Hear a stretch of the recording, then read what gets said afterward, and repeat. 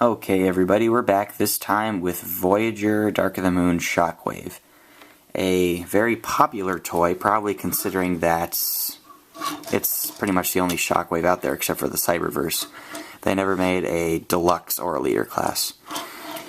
And so here he is in his so-called vehicle form. Since he did not transform in the movie and we never saw an alternate form, just like with the Fallen, he's a transformer, so they had to slap some kind of vehicle form, whatever they could think of on here, and here it is. It's not bad.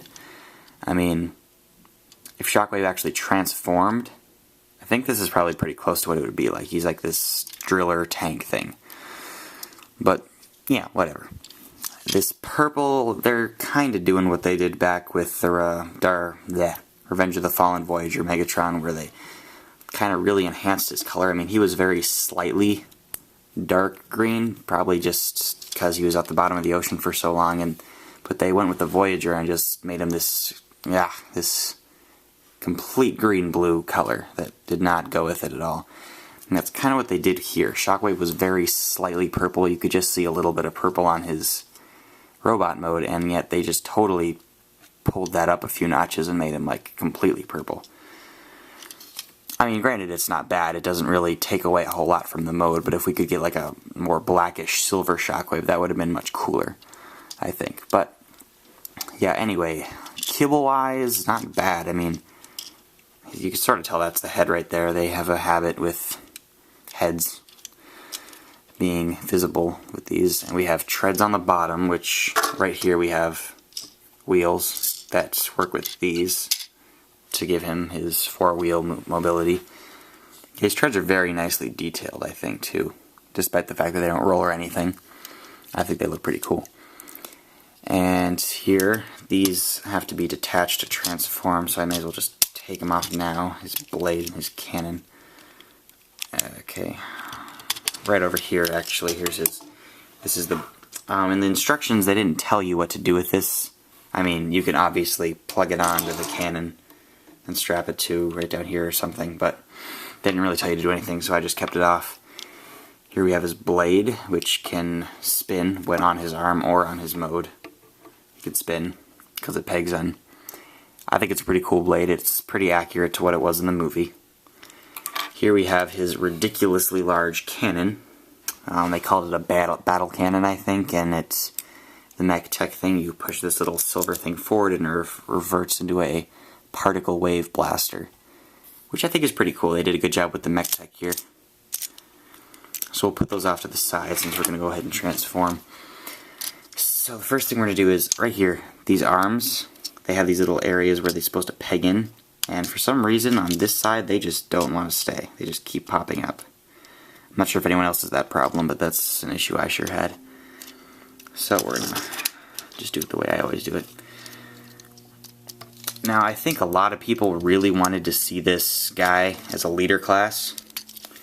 We got just 3. I mean, I was a little disappointed with the fact that we didn't get really any big Decepticon leader classes. I mean, we got Sentinel Prime, but I don't really think he counts a whole lot as a Decepticon. He's sort of a in-between guy, and if you were to count him as anything, I'd still think I'd call him an Autobot.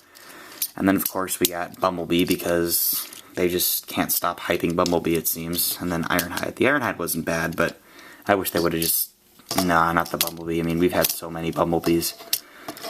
But if we could have gotten a Megatron, or particularly a Shockwave leader class, that would have been really cool, I think. So we're going to peg these in. These will come like this. These snap out of place. Little pegs on the bottom here.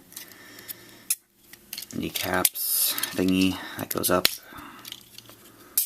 I think they did a good job with considering that they had to force in a vehicle mode.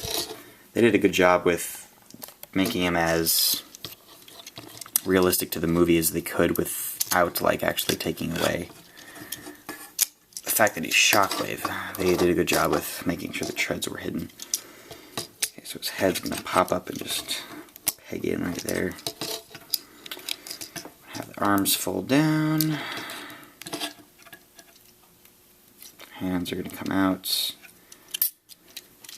And he has such enormous feet that he's really easy to pose. You can put him in almost any position and he'll just stand up straight. So there he is.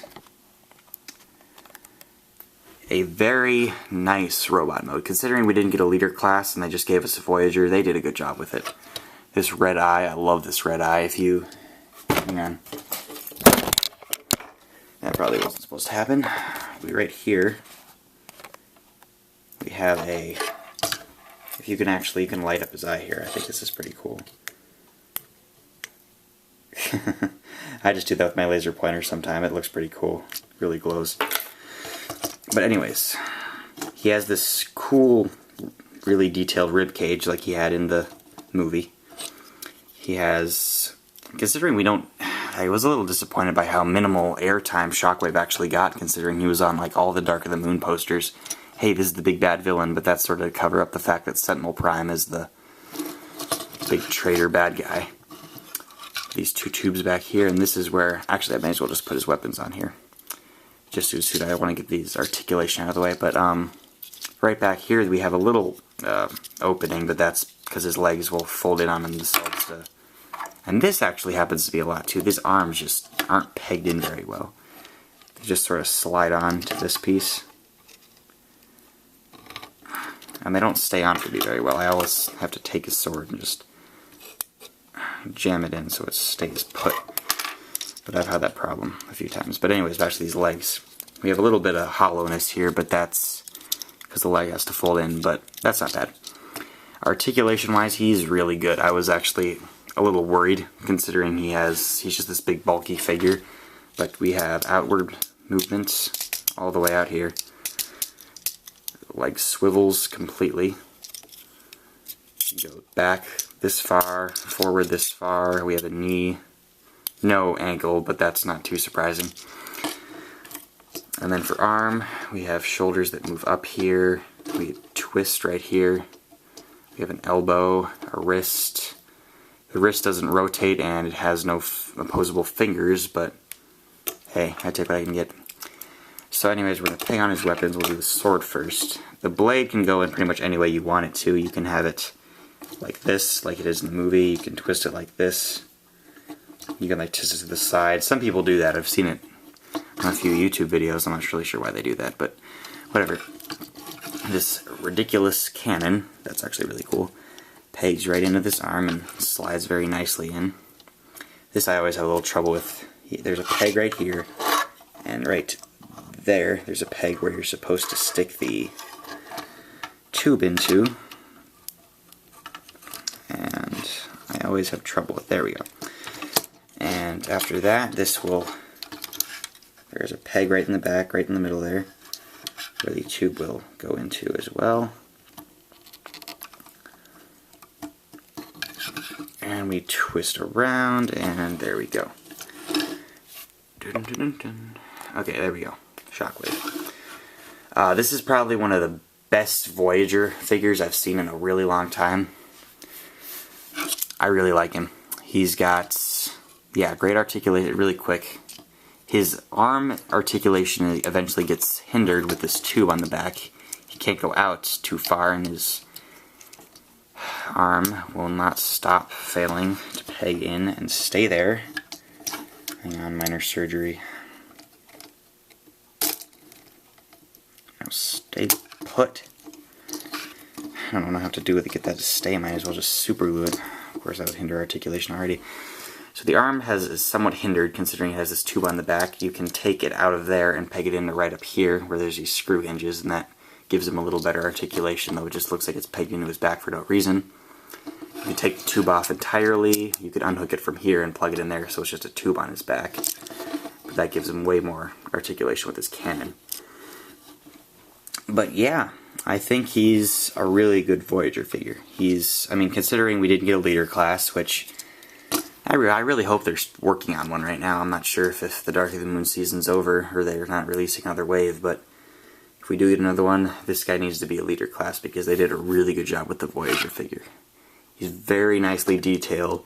Lots of people just look at the picture, or just see pictures of him and say, oh, he's bulky, his articulation's not going to be good, he's going to be a very disappointing figure, but he's really not. He's not really movie accurate as much as some figures have been, but hey, it's really not bad considering that he's just a Voyager. And I think that's just about it. I keep thinking there's something else I wanted to say. Yeah, pick this toy up. I mean, I went to Fred Meyer yesterday and they had it. I saw this guy for the ridiculous price of 30 bucks. I'm like, what are you thinking? I'm not paying 30 bucks for this. And then we stopped on the way home. We stopped at Walmart and I saw it for 15. So I grabbed him. Nice pickup. I was really glad I did it because this guy is an invaluable asset to my Decepticon side in my Dark of the Moon collection. So this has been a Starscream Rules 4 review, and this is Dark of the Moon Shockwave. See you next time.